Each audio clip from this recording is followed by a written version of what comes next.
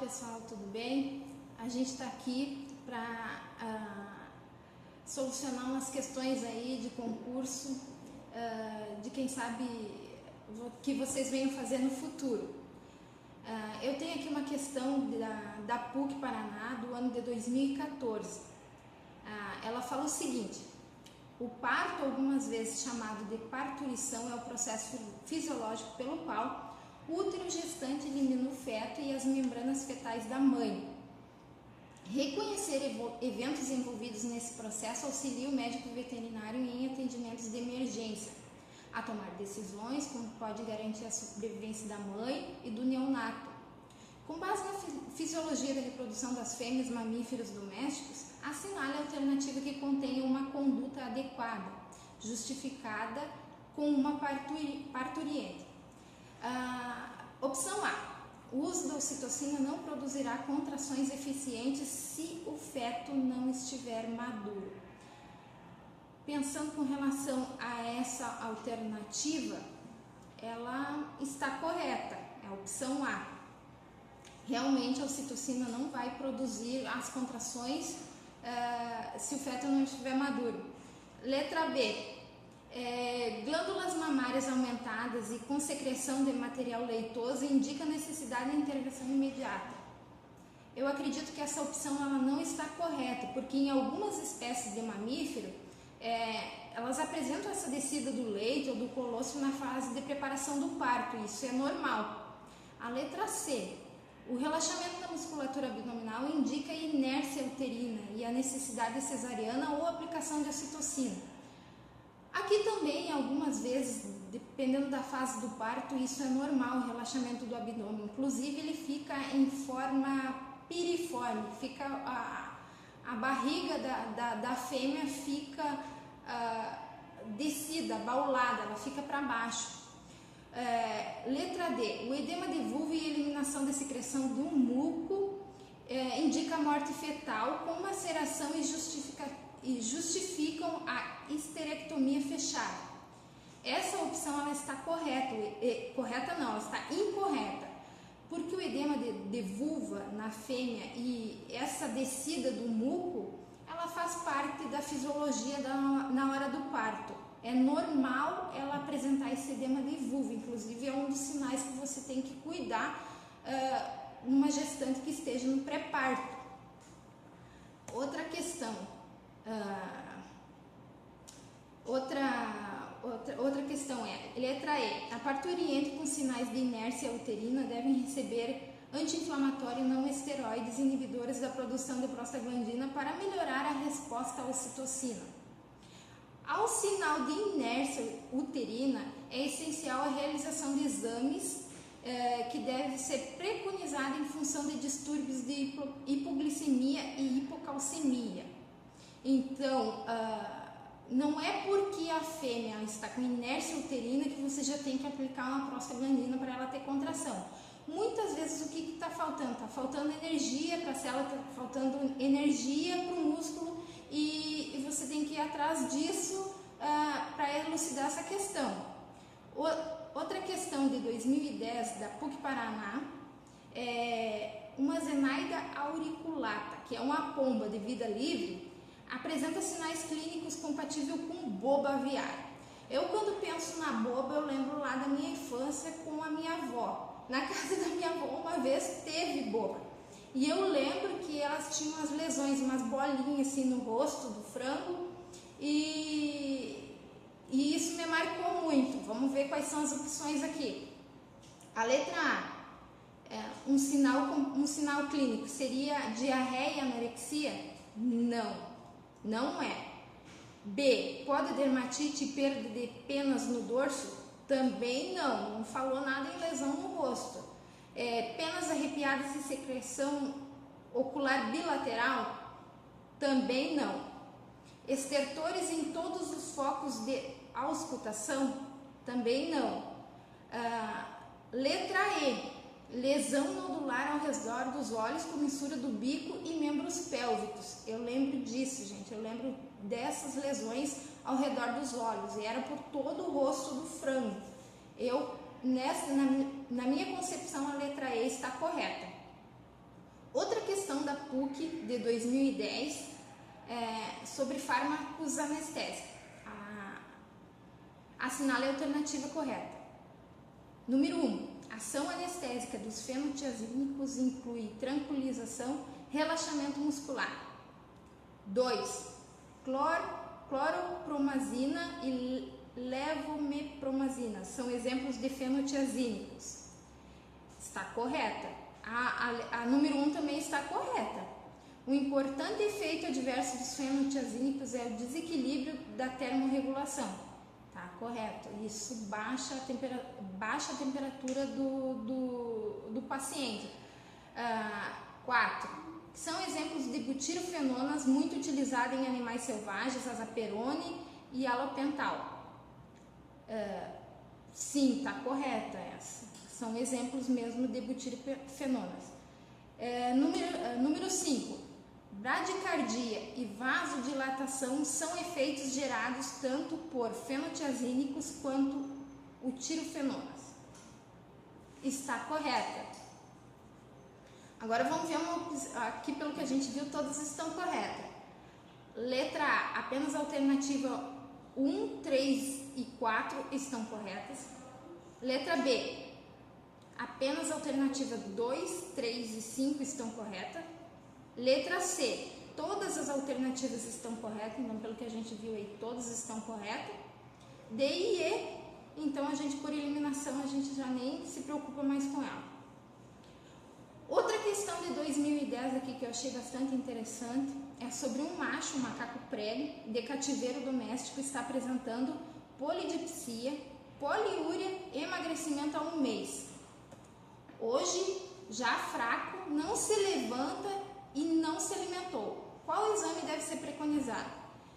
Eu lembro das aulas de clínica e poliúria, polidipsia e emagrecimento para mim já soa como um sinal de diabetes. Para mim já soa como um alarme.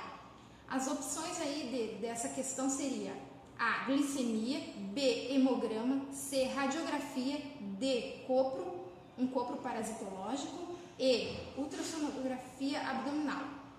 Então, gente, para mim essa questão é a letra A, glicemia, por causa dos sinais clínicos que são bem evidentes para mim que lembra muito diabetes, já sou o sinal para diabetes.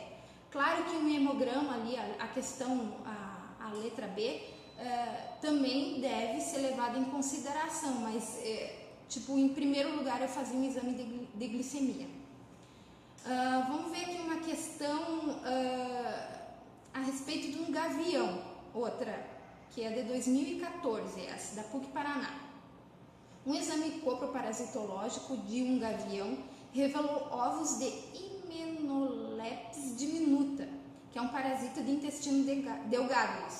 Sugere-se tratamento com praziquantel, letra A, B, mebendazol, C, ivermectina, D, levamisol e nenhuma das anteriores. Olha, a indicação que a gente tem para parasitas seria Maxidectin a 1%. É o que é muito utilizado aqui no Hospital Veterinário da PUC Campus Toledo. Eu não soube dizer o porquê que o praziquantel não pode ser utilizado. Até porque na literatura de um livro de parasitologia, eu vi lá que o praziquantel é indicação, mas no caso de aves selvagens eu já não sei explicar o porquê não. Qual seria a particularidade que iria afetar esse animal? Bom, fico por aqui e agora vem a Lucimar por aí, gente. De todos os outros mamíferos pela sua fisiologia reprodutiva e anatomia. Sobre esses animais, leia as afirmativas. 1. Possuem placenta tipo saco vitelino não completa. É verdadeiro. 2. O trato reprodutivo das fêmeas é bífido, sendo que a vagina e o útero são duplos. É verdadeiro. 3. O aparelho genital do macho é composto por um pênis bífido, um par de testículos, epidídimos, duto deferente, próstata e glândula de Cooper. Está errado porque os machos têm o pênis bifurcado. 4. Possuem menor taxa metabólica que os eutérios, verdadeiro. Possuem entre 40 e 50 dentes, é verdadeiro também. Então, estão corretas A, apenas 1, 2, 3, então não, porque a 3 está errada. Alternativa B, apenas 2, 3, 4 e 5, não, porque a 3 está errada também. A letra C também tem alternativa 3, então está errada. Letra D, apenas 1, 2, 4 e 5. É a que está correta, porque não tem a 3 e as outras são verdadeiras. Segunda questão. Quanto à reprodução das aves, leia as seguintes afirmativas. 1. As gônadas aumentam no período reprodutivo? Verdadeiro, elas aumentam.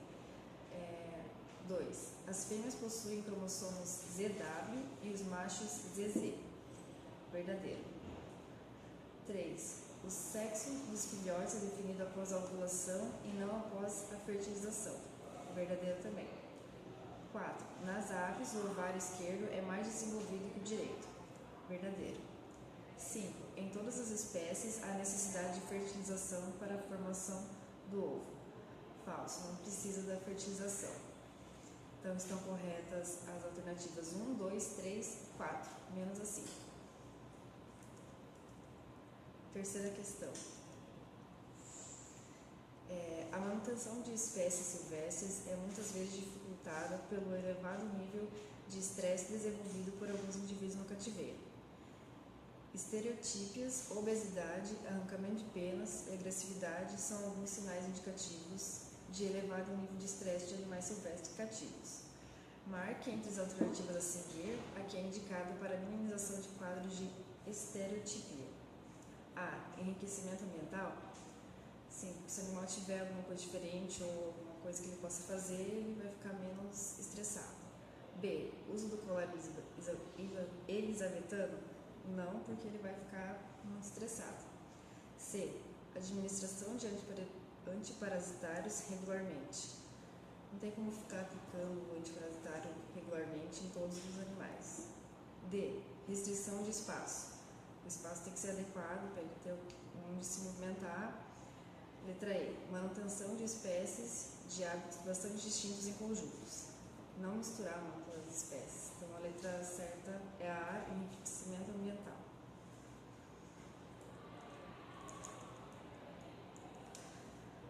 Quarta questão. Algumas espécies de aves nativas não apresentam dimorfismo sexual aparente. Na rotina de um centro de triagem de animais silvestres, essa informação é muitas vezes essencial no processo de destinação.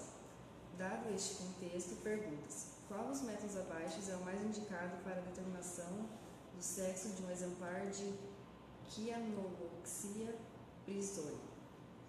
É uma ave. Letra A. Coleta de sangue para análise do DNA. B. Palpação abdominal. C. Ultrassonografia. D. Uso de um espéculo. E. Avaliação da cor da plumagem. A letra E está correta porque pela avaliação da cor da plumagem dá para verificar se é macho ou fêmea, porque tem diferença entre eles. Quinta questão. A longa data que os animais vertebrados que albergam agentes etiológicos de zoonoses, sejam eles silvestres, domésticos ou sinantrópicos, ou mesmo exóticos, são alvo das ações de controles destinadas ao bloqueio do aparecimento de casos de zoonoses em seres humanos. Considere as associações abaixo e marque verdadeiro, V para verdadeiro e F para falso, conforme o animal e a zoonose indicada. Primeiro, caga do pescoço de cobra. Ela transmite megabacteriose. É falso, ela não transmite a megabacteriose. 2. Furão, raiva.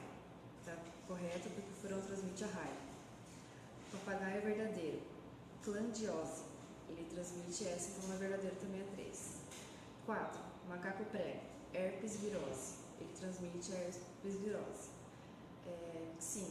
Coruja buraqueira. Transmite influenza.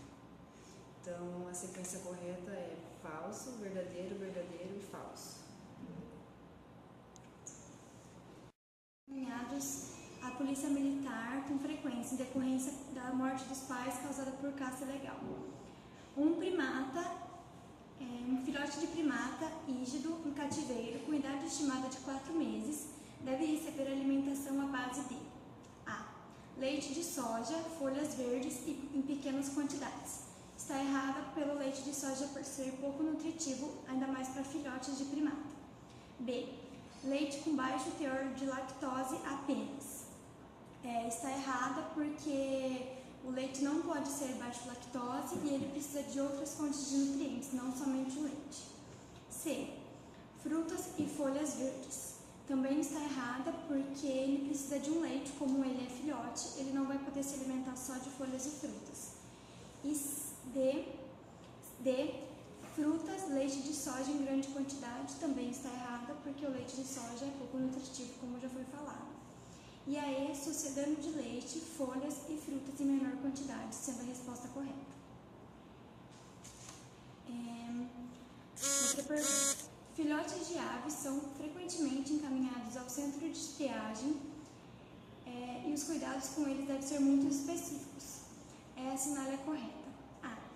O uso da mesma seringa para alimentar irmãos de mesma ninhada é recomendado para facilitar o manejo e permitir o estabelecimento da microbiota.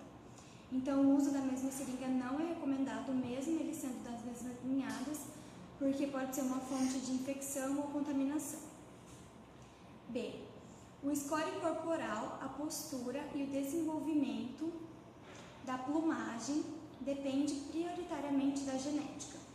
Então, o desenvolvimento dele, a postura, não depende só da genética, porque depende de fatores como alimentação, ambiente e manejo também. C. A coloração da pele revela pouco dados sobre o filhote em geral.